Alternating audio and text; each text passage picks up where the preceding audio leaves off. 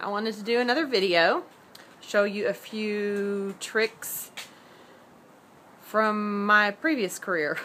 I don't know a lot about video, but I know a lot about lighting, and so maybe I can help you guys a little bit if you're going to be making videos yourself. One trick is, it's overcast today, so this is pretty much a perfect day to do videoing, because as you can see, the light is pretty constant across my face no matter which direction I turn. Now, if I turn with, there's still some sun back there, even though it's gray outside. If I turn with my back to the sun, you see how it puts me sort of in a silhouette, or it darkens in my face because the light is behind me. However, as I turn around and I turn more toward, like I said, there's really not sun today. So you really can't, this is not going to be the greatest day to give you all the examples of what can happen. I can tell you about it, but I won't be able to show you. Anyway, this is me holding my phone in my hand, see? And I am shooting from a slight angle up. Now the reason I am is because I want you to watch my chin. I've noticed this in some of my other videos. Hi, how are you? I look so great. Oh my goodness. And my face gets fuller. And there you can see my double chin. Hold that camera up. There's not really that much of a double chin going on there. It just very much accentuates anything, any kind of line across the chin, if you get down this angle. So you can even see lines in the neck and everything. Love it. I love shooting videos like this to show you the worst. Okay. Another thing, you notice every time I turn this way and my hair blows away from my face, not flattering, looks older.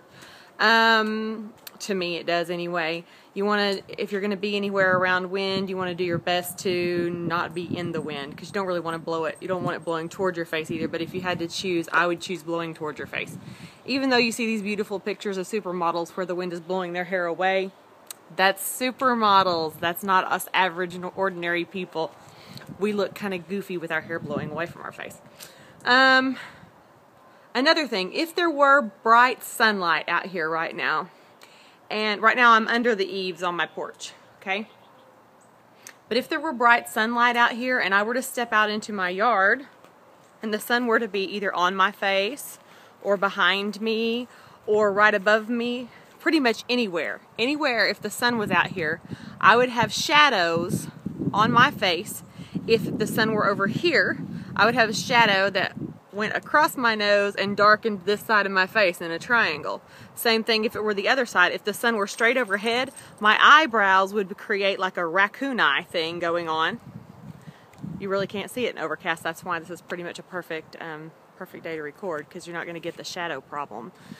You get a little bit of a gray tint on your skin, but these iPhones don't get the greatest color anyway, so it's not really that much of a difference. If the sun's straight overhead, you get the raccoon eyes. If it's behind you, your face looks dark.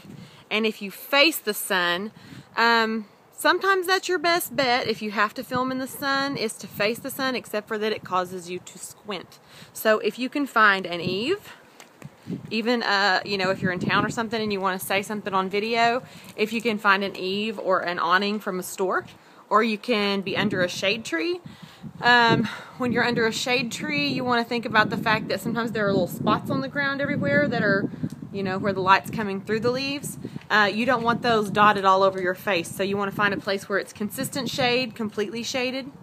If you're in the shade, you may want to face in the direction to where the sun would be. That way you get some nice light on your face without it actually making ugly shadows. Let's see, what else do I know? I think that may be, you know, the most basic tips about lighting.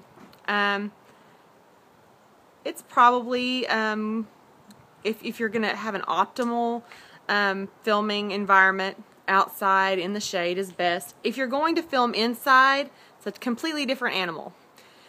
Probably, it is going to be a little bit different with a video than it is with a camera, you know, the kind of camera I use. But if you film indoors and you shoot in fluorescent light, you're going to have a funny tint to your skin, but that's okay. That's not the worst. Another thing about filming indoors, if you want to do some sort of demonstration type thing, one thing you might want to think about is, again, if you hold the camera. You don't have to do this. If someone's filming you, you know, that's fine. But if you're doing these videos like I'm doing, where it's just me and I kind of talk better when there's no one listening to me. No one out here right now watching me record. But if you put the video camera, or if you put your phone in a place to where, if you want to do a demonstration, you put it in a place, you want to maybe, again, think about the fact that if you put it down here, you're going to get that look. If you put it straight out from you, that's a pretty natural look, or you can put it slightly at an angle above you, and that's probably going to be the best look. As far as just honestly, it's not like it's faking anything. It's really just the most flattering angle, and it's actually what people see when they look at your face when they're standing up talking to you, so it's the most natural look. I think shooting indoors is fine. You just have to play around a little bit with window light. Here we go with the hair again. See this? Nice. You need to play around a little bit with window light. Maybe don't put the window light behind you. Everybody's phone is going to film a little different, but it's something you just need to play with. You may want to put the window light to where it actually hits you, maybe even through some sheer curtains. To me, that would be the best idea. I haven't really tried filming indoor a lot, so I don't know for sure that that's true, but indoor is going to be tricky. It would be tricky for me to train you on indoor because everybody's phones are going to be so much different, and it wouldn't be able for me to give you a universal idea of the best way to do that. So mostly just the angles and shadows, that's the best way to get a flattering video. I hope this helps. Let me know if you have any questions, and maybe I can figure out an answer to help you.